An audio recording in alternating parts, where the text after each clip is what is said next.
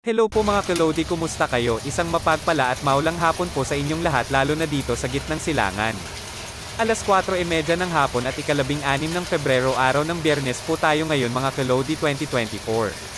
Pangatlong araw na po na sunod-sunod ang ulan dito po sa bansang Kuwait mga kalodi. Pero hindi naman gaano kalakasan ang ulan at painto-hinto.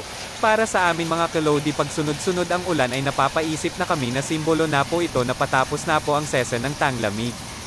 At ilang buwan ay paparating na naman ang season ng tag-init mga kalodi. Bilang OFW dito sa bansang Kuwait at kung ako ang papipiliin mga kalodi kung anong gusto ko ma-season, ay mas pipiliin ko na laging taglamig na lang kisa sa tag-init. Pero wala tayong magagawa dyan mga kalodi at mag-aantay na lang po tayo sa papalapit ng tag-init. Hanggang dito na lang po mga kalodi at mga ka-OFW. Ingat po tayong lahat, God bless po.